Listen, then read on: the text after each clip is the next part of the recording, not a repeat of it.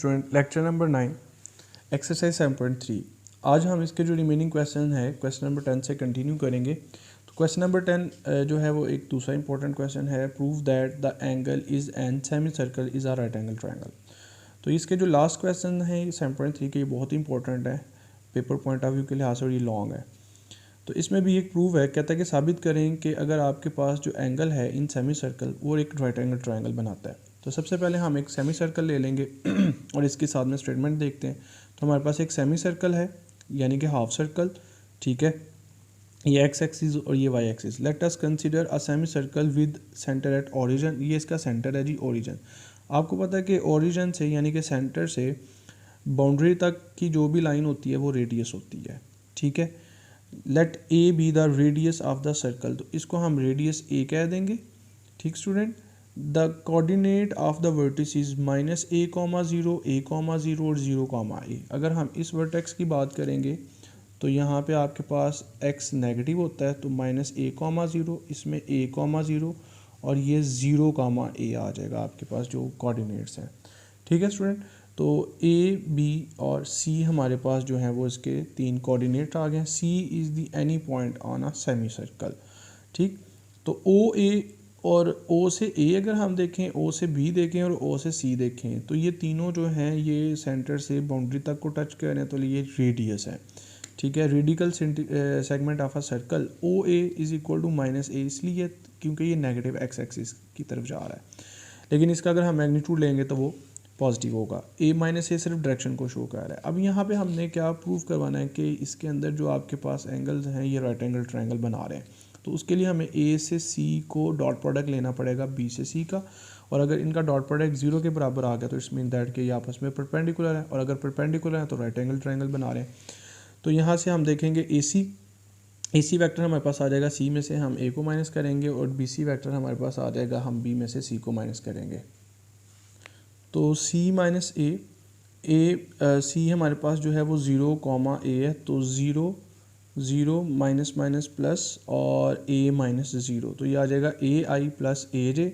और B C हमारे पास आ जाएगा, सी में से बी को माइनस करेंगे तो ज़ीरो माइनस ए और ए माइनस ज़ीरो, यानी कि minus a comma A, minus A I plus ए जे। अब इनका हम डॉट प्रोडक्ट ले लेंगे, तो ए को ए के साथ करेंगे माइनस ए स्क्वायर, और जे वाली टर्म को जे वाली टर्म के साथ प्लस ए स्क्वायर, तो ये आपस में कैंसिल हो गए, ये इनका डॉट प्रोडक्ट ज़ीरो आ गया है। A C and B C are perpendicular, so the angle at vertex C is a right angle triangle, ठीक है स्टूडेंट, हिंस प्रूव्ड।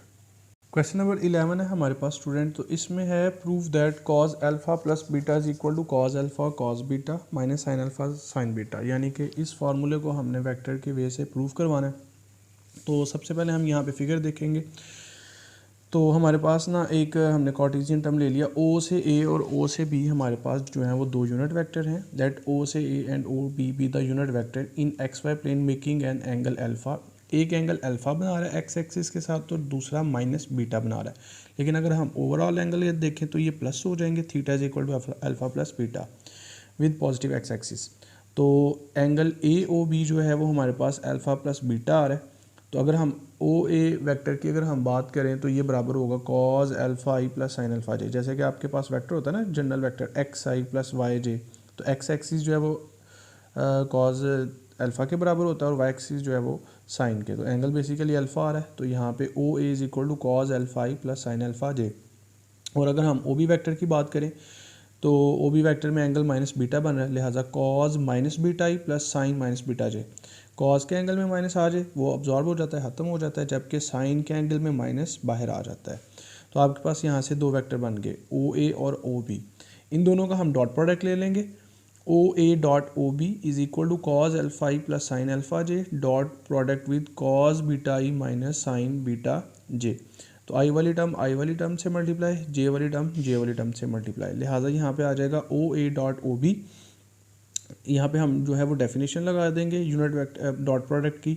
तो ओ ए का मैग्नीट्यूड ओ बी का मैग्नीट्यूड और कॉज थीटा, ठीक है। यहाँ पे आपके पास आ गया cause alpha cos beta minus sine alpha sine beta. अब ये दोनों यूनिट वेक्टर मल्टीप्लाई हो रहे हैं, इधर आके डिवाइड हो जाएंगे। तो ओ ए और ओ बी का अगर हम मैग्नीट्यूड लें तो बेसिकली ये हमारे पास आ जाएगा cos square alpha plus sine square alpha जो कि 1 के बराबर होता है, और cos square beta plus sine square beta ये भी 1 के बराबर होता है। तो इनका जो मैग्नीट्यूड है वो हमारे पास आ जाएगा 1, तो स्क्वायर रूट 1 और स्क्वायर रूट 1 हमारे पास 1 आ जाएगा। और थीटा बेसिकली हमारे पास अल्फ़ा प्लस बीटा के बराबर था, लिहाजा ये हमारे पास टर्म प्रूव हो गई, cos alpha plus beta is equal to cos alpha cos beta minus sine alpha sine beta. तो ये बड़ा इंपॉर्टेंट क्वेश्चन है पेपर पॉइंट ऑफ व्यू के लिहाज से। नेक्स्ट क्वेश्चन नंबर 12 है हमारे पास।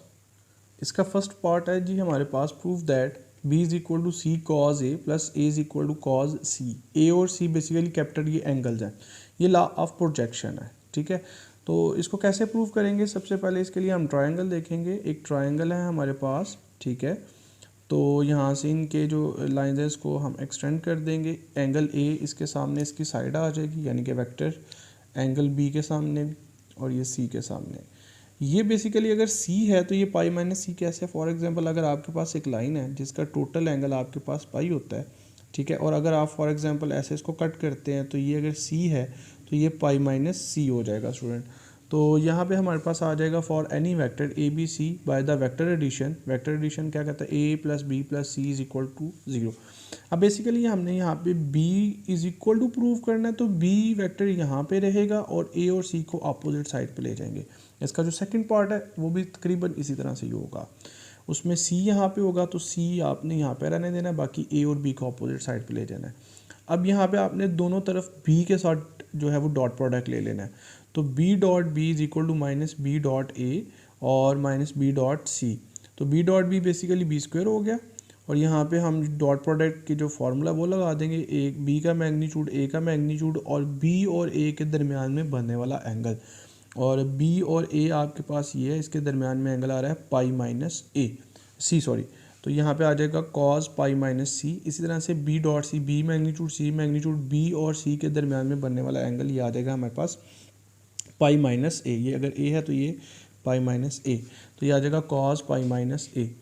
तो अगर हम यहाँ पे देखें तो हम अलाइड एंगल लगा सकते हैं, ठीक है। तो अलाइड एंगल के मुताबिक जो है ये आ जाएगा कॉस सी, और pi minus see basically second quadrant में होता है और सेकंड क्वाड्रेंट में कॉस नेगेटिव होता है, तो ये यहाँ पे आ जाएगा माइनस कॉस सी। अगर आपको नहीं समझ आ रही तो आप इसका फार्मूला भी ओपन कर सकते हैं, कॉस अल्फ़ा माइनस बीटा वाला। तो which is equivalent to minus cos, यानी कि कॉस पाई माइनस सी जो है वो बराबर आ जाएगा माइनस कॉस सी के, और कॉस पाई माइनस जो ए है ये बराबर आ जाएगा माइनस कॉस ए के, ठीक है। तो इसमें हम यहाँ पे पुट कर देंगे minus cos C which is minus cos A, minus minus plus B A cos C and minus minus plus B C cos A. इसमें से हम बी कॉमन ले लेंगे, हमारे पास जैसे ही बी कॉमन आएगा या बी से आप दोनों तरफ डिवाइड कर देंगे तो ये आ जाएगा B is equal to A cos C plus C cos A. तो ये हमारे पास लॉ ऑफ प्रोजेक्शन जो है वो प्रूव हो गया। नेक्स्ट हम लॉ ऑफ इसका कोसाइन देखते हैं। तो हमारे पास लॉ ऑफ कोसाइन है, b square is equal to c square minus a square plus a square minus 2ca cos b. तो इसके लिए भी हम सेम उसी तरह से एक ट्रायंगल ले लेंगे, इसमें हम बी वाली टर्म को एक्सटेंड कर देंगे, बी एंगल के सामने इसकी साइड, एंगल के सामने इसकी साइड, एंगल के सामने इसकी साइड, ठीक है, वेक्टर आ जाएगा।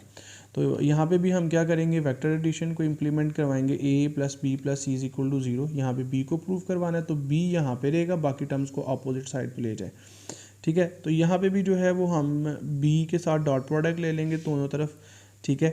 तो taking dot product with B, तो बी डॉट बी यहाँ पे minus B dot A plus C आ जाएगा। बी जो है बेसिकली बराबर है माइनस ए प्लस सी के, तो यहाँ पे माइनस पुट कर देंगे, अपना वैल्यू पुट कर देंगे तो माइनस माइनस प्लस हो जाएगा। अब यहाँ पे आप इनका प्रोडक्ट ले लें, को ए के साथ करेंगे, फिर ए को सी के साथ डॉट प्रोडक्ट, सी का ए के साथ, फिर सी का सी के साथ। Then we get B square is equal to A dot A and A dot A is equal to A square, और A dot C plus C dot A, ये कम्यूटेटिव प्रॉपर्टी होल्ड करती है which is equal to 2a dot C और C dot C सी square. अब ए और सी की अगर हम बात करें तो यहाँ पे हम जो है वो डेफिनेशन लगा देंगे, फार्मूला लगा देंगे डॉट प्रोडक्ट का, ए का मैग्नीट्यूड सी का मैग्नीट्यूड और इनके दरमियान में जो एंगल बन रहा है which is cos pi minus b. तो कॉस पाई माइनस बी जो है ये बराबर आ जाएगा माइनस कॉस बी के, ठीक है। तो यहाँ पे आ जाएगा minus 2ac cos b square is equal to A square plus c square minus 2ac cos b. तो ये चीज़ हमने प्रूव करनी थी, लिहाजा ये हमारे पास टर्म प्रूव हो गई है। ठीक है स्टूडेंट, तो आज हमने 7.3 भी कंप्लीट कर लिया, जिसमें हमने लॉन्ग क्वेश्चन देखे हैं जो बहुत इंपॉर्टेंट है। ठीक है, नेक्स्ट लेक्चर में इंशाल्लाह हम 7.4 स्टार्ट करेंगे। ओके स्टूडेंट, अल्लाह हाफिज़।